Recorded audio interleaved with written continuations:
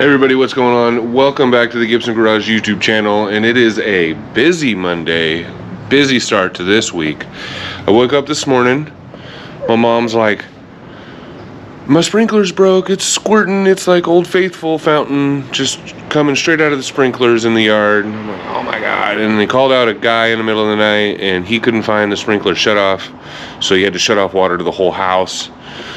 So I gotta go over there, check it out, see if I can just find some caps to cap off the broken pipes for now. When I get in the truck and the battery's dead, it's like, oh my God. I think the cold weather's getting to it. It's just a red top, and I've had it for a few years, and I've let it drain on accident. I've left the water pump on or something on, right, and it's drained a few times, right? So these red tops aren't designed for that. They're only designed for starting, just like any other starting battery. They're only designed to work for like 30 seconds and then charge it up and not be drained.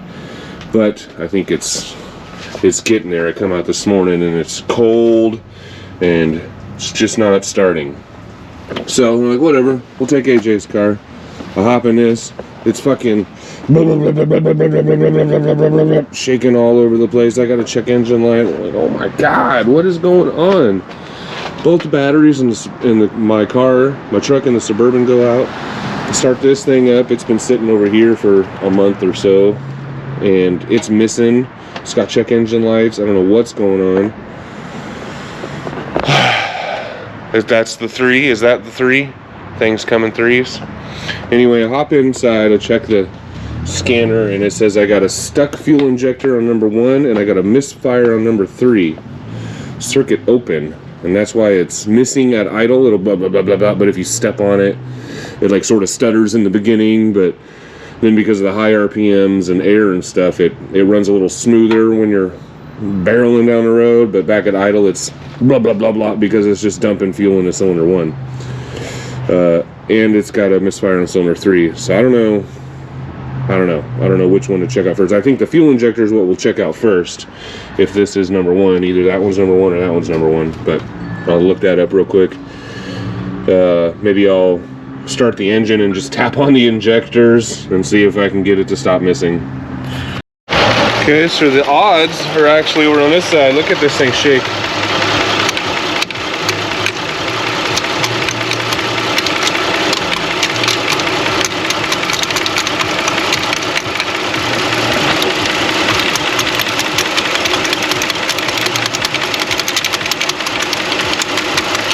As soon as that circuit's wide open in there, and of course the intake manifold's over it.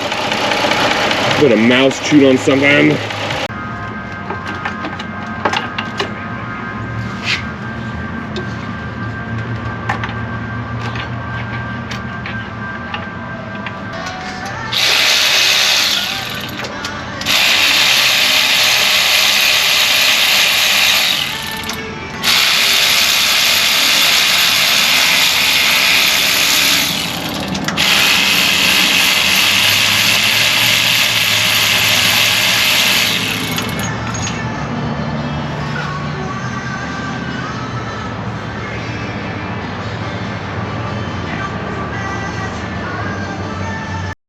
Did you guys see that? No way, that just... Looking at the light and the camera down there at the same time. Look, the bolt fell down there. Do you see it? Kind of see it.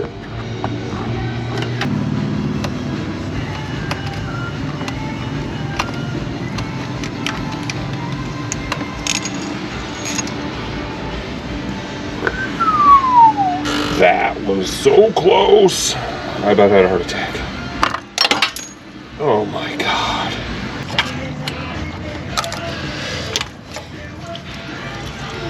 This is where shit catches on fire. Just goes poof. Alright, everything's back together for the most part. I just haven't tightened up these struts or whatever, these stabilizer pieces. But everything else is torqued and put back together. Let's see if the cleaning actually helped.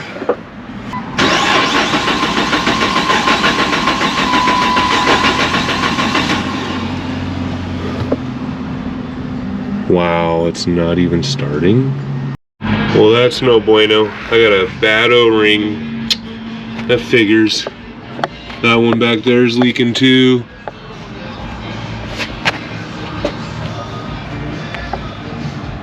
Looks like I can just see these two are leaking on this side. It's great. That's just great. And here's what I'm looking at my mom's house. I gotta cut those down so they're nice and clean. I gotta go get a replacement, 2 of these replacement screw, whatever these are.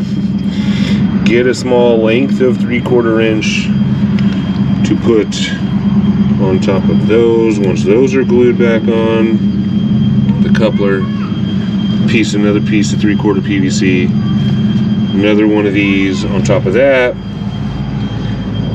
and then we can put this back together. Yeah, let's hope that holds, huh? Hopefully there's not some crack deeper down in the mud. That's the only thing I'm worried about. And then to realize that's broken. That's so cool. Should have just capped it off. So I'm over here at my mom's house after I just fixed this, and the cap to this thing had blown off. Just spewing water everywhere. And I think it's my fault. I think I installed it backwards. Didn't even give a thought to direction of flow, if it mattered. When I came over here, it was already on the ground, and I just didn't think about which direction it went on. But neighbor came in clutch. It's not the exact same one, so I can't just replace the pieces. Unfortunately, that would have been ideal. I was about to buy a $30 replacement just so I could take the pieces off of it and put it on there, because I didn't want to cut that open again. But neighbor had one, even had some extra pieces here. I can just cut this and unscrew those, screw them back into this one, glue them back together with those, and we're all set. Well, it looks like these two were definitely leaking. This one still has puddling up in there. Turn on some light for you here. Yeah, so that one's still full of fuel, and this one was. It's Wednesday now, and I'm just getting back on this, but I guess we'll do an O-ring kit, and we're gonna clean all the injectors and all the spark plugs while we're here too now. I should have done that the first time. Okay, so I think I made a couple mistakes. I did not have these clips in correctly. I'll show you in a minute, but they're supposed to slide in slots, and I didn't have them quite locked into the slots on the fuel injectors, kind of in the upper part, and it allowed it to blow out of the top O-ring in the fuel rail there. This one didn't even have the O-ring around it anymore in the fuel rail. So, and all these bottom ones all these green ones are super dry rotted and cracked. When I went to pull them off, it was like old bubble gum. So we got the new kit coming. We're cleaning the fuel injectors in the meantime, and we're gonna pull out the spark plugs too and give those a cleaning. Okay, parts are in. I've got the new filter, or the new O-ring kit. I just got to slide them on. I've already double tested all of these with a quick lead, and all of them still click and operate, so that's good. I've got factory spark plugs right there. I don't know what the 13G is about, but whatever. It's probably good. So we'll slap those in, slap those on, slap those in. I think we're going to put those on the rail first and make sure that these clips are locked in place like they're supposed to be. And then we'll work the rail and all 6 injectors in carefully. Did you know this like rainbowy or golden kind of sheen on here is a zinc coating, and you actually don't need anti-seize for aluminum heads, or period.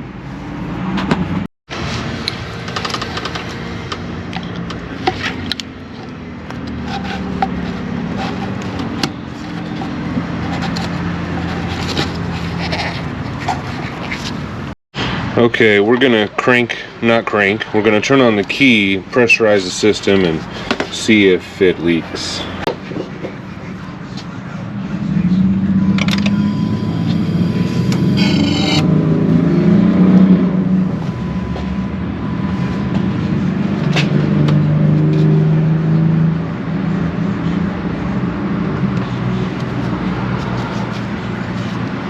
Looks good. These are torqued, so nothing's leaking. Let me just turn off the key and turn it on again.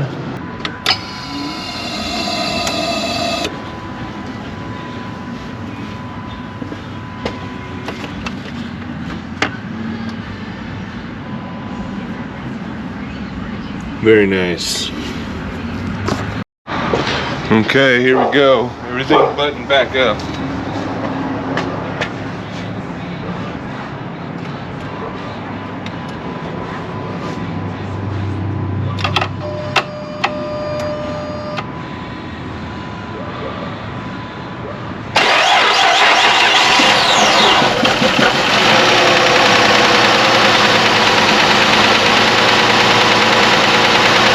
Still got that hardness.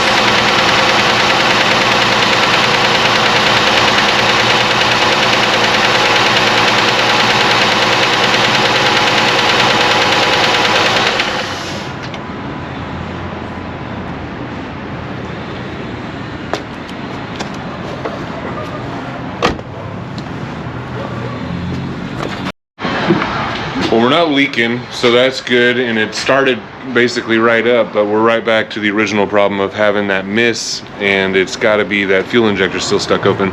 When we have daylight again tomorrow, we'll check it out and see what the code, make sure it still says it's that same cylinder. So I've got this set up here. I've got this little connector disconnect set. I'm going to shove in the holes of the connector for that cylinder that they say is stuck open for the fuel injector, and we'll see if we can get it to flash when we touch that.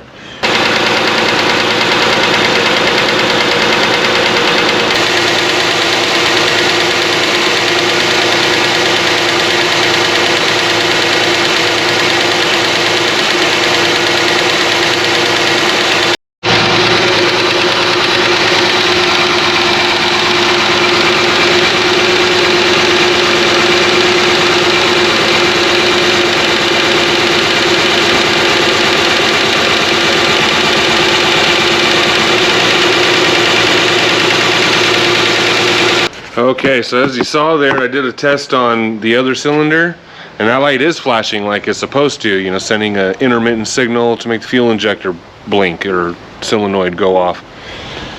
On this cylinder over here, number one, that signal is steady on.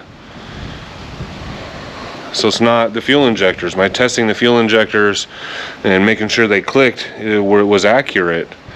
There's the signal in the wiring is steady on somehow. So how does that happen? Okay, so I know what you're thinking. It's Monday. Where's this guy's video at? And well, you know, it's Thanksgiving and Thanksgiving weekend. It is Monday morning, but I'm gonna try to get this video put out today. The Chrysler, people are saying it's the PCM, a resistor or transistor or something in the PCM, and there's pretty much nothing you can do but replace the PCM. What do you guys think? Let me know. Assuming I've checked the wiring, which I haven't done yet, but assuming I checked the wiring, you'd think if the wiring was damaged, you wouldn't get a signal at all, not a steady on. So that's my thought there. And I did kind of check like the upper part of the harness that sits on top of the engine and over the transmission. I didn't try to follow it all the way back to the PCM, but there was nothing obvious, no obvious damage. So I don't know, maybe I'll double check it, but it's on the back burner for now. No one's driving it anymore since the Magnum is running. Speaking of the Magnum, that's what we're doing right now. I want to try to get one more thing on the video for you guys, today's or this week's how-to, and that is we're actually only about 500 or 600 miles in since the rebuild, but this will be the first filter change on the transmission since the rebuild, and I hope it goes as well as it went with the Chrysler, even though the Chrysler was closer to like 2,000 miles. But without further ado, let's just get under there and check it out. Okay, so this is your NAG1 or 722.6 5-speed auto stick transmission. 6 bolts, Torx bolts. Those are your options. The 42 RLE is going to be the 13. The Nag one's going to be the 6 bolts. So if you ever get asked that question, that's what that's about. So it's super simple. And you see these holes here? I actually even made it simpler. I can get to those back bolts through the cross member. I don't have to support the transmission and remove the cross member to get a tool in there. We can just slide something through the holes. And we're going to let it tilt towards the front, of course, because of that reason. And I got my pan here and my other big drip pan, so hopefully we can not make a mess. So when you feel like the only kid in town without a Christmas tree, here's a list of people who are Jewish, just like you and me.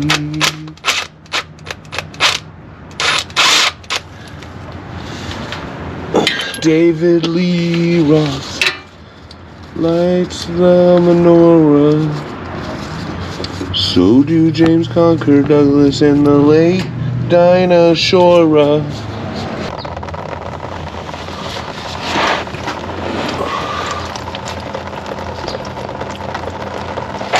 Did I get someone? I got a drum.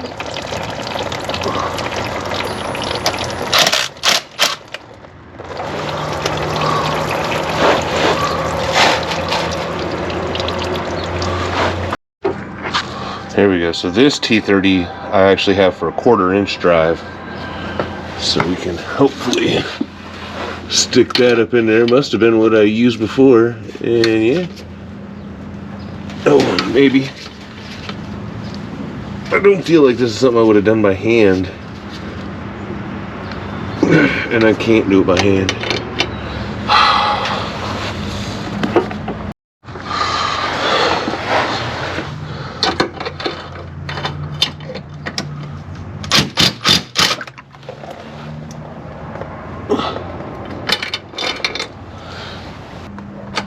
This is super sketchy. These bolts don't go in very far.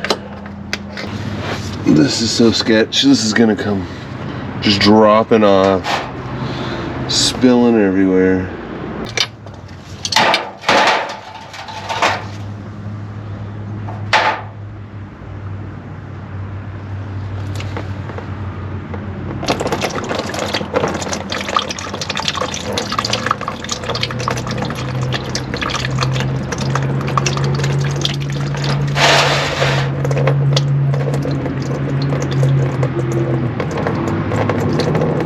Ooh, that's not so bad. I can live with this. So whenever you feel comfortable, I mean, at any point, you can go for it. Get all the bolts out and drop it down.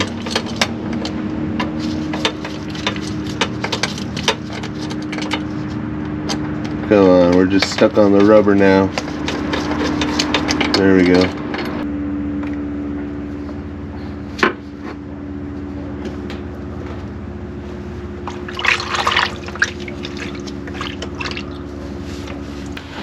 Now this time, don't forget to keep it under here when you remove the filter. And this one is not bolted in like it is on the 42 RLE.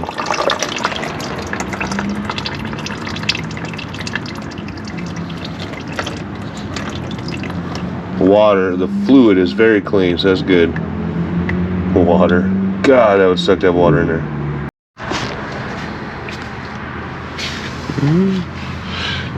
Guess who eats together at the Carnegie Deli?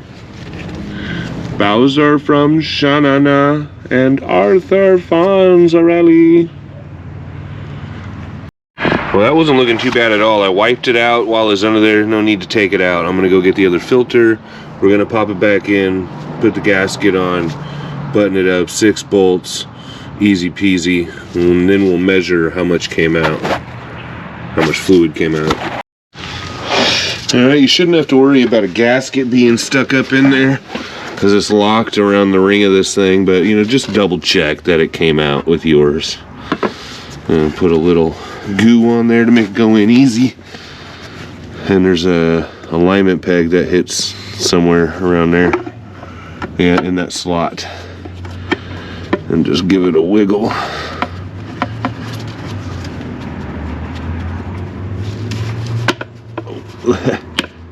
Ta-da!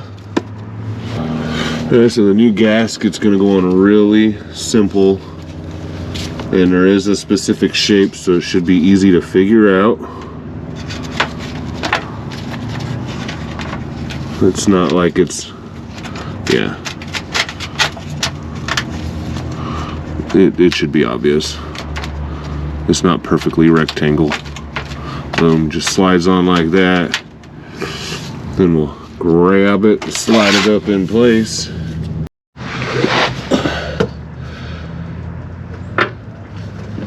Simple as that.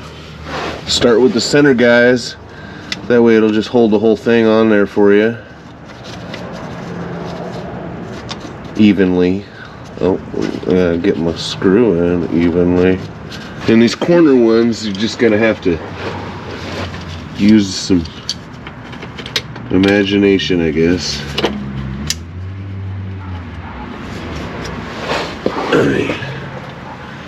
It's not hard, but it's not like fun. You just get them all kind of started and tightened up by just hand first, just loosely snugged up, so you can make sure the pan is centered and seated on there correctly. And gasket, one last check for the gasket, make sure it's all copacetic. And then you just take the impact gun and send it. Well, I love you. Oh, I love you.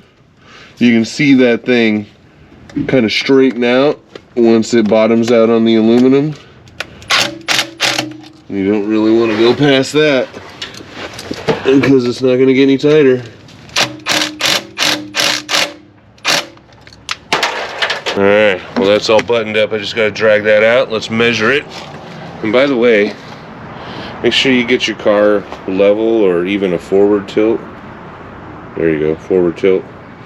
That way it makes that whole draining process a little more doable. Alright, so we got the old drainage system set up here. We're gonna dump this old stuff in there and see how many quarts we got, and then we'll try to mash that when we put in the new stuff.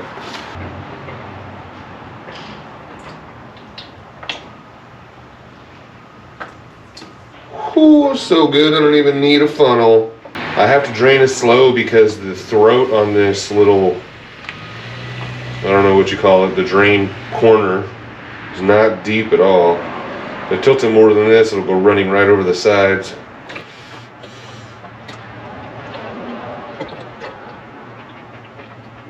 There's a chunk of something. I'm sure that's fine.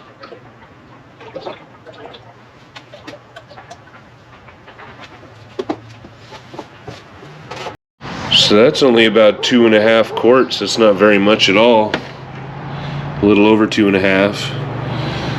So that's a lot less than the 5 quarts that went in the 42 RLE 4-speed.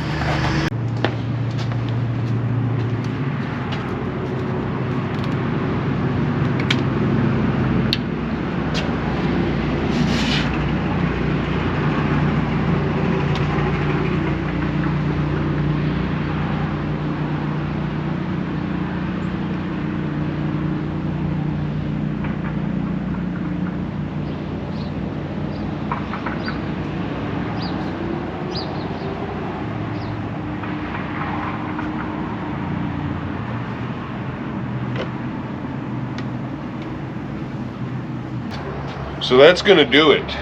Now, as long as you don't have any leaks and you put in exactly what came out, you should be just fine. Now, if you don't, if you didn't measure for some reason, maybe you spilled it all over the ground and now you can't, or you're just unsure and you want to be sure, You're gonna need a tool like this and a diagram like these guys here, and you can find in a repair manual.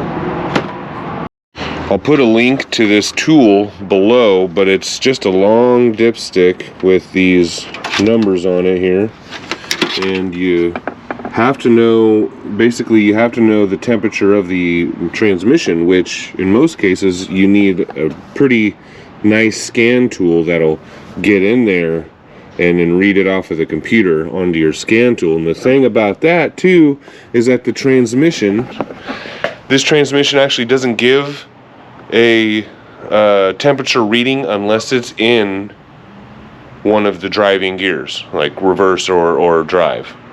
It won't give a reading to the computer when it's in park or neutral, because of the way it's integrated with the shifting, like select solenoid or whatever it is inside the valve body. It's silly. So you need a tool, and you got to test it while it's in gear, or you can try to get one of those guns, infrared guns, and maybe measure the lines or the bottom of the pan. If you know, maybe that'll get you like started. Also, if you come out in the morning, fresh in the morning, and you know the temperature of the ambient air, then you probably know the transmission of your cold fluid that's also sitting in your cold transmission. Right now it's like 53 degrees outside, but she already took it to go see the kids. But I'm not leaking. I put out 2.5. I'm going to put in 2.5. If you need to do it another way, you're going to need something like this and like that, and a scan tool or infrared temperature gun. And that's going to do it for this week. I'm going to get this video put out for you guys today, Monday. It's still Monday morning, so I'm going to try to edit it. Forgive me if the editing is a little crappy. I'm probably going to do it in a hurry. I'm so sorry. But please like and subscribe. And please think about that 10K. This right here, we're getting closer. We're at 10.6 subscribers, and I still have not received a single donation, but there's still plenty of time to change that. It's not till April. The $1,000 came from my mom. Thanks, Mom. So please hit that super thanks button down below. Let's get this happening. We need to get working on those. We need to get some money so we can dump into those bikes, because that's, I got to have the money first before I can buy the parts. But please like, please subscribe, please do all that good stuff. Leave a comment. Let me know what you think about the Chrysler injector situation. Let me know if this helps you out. Let me know anything if it's constructive. Don't just get on there and talk crap. And you know who you are, Mr. Gear Oil. Okay. This is where I get in trouble.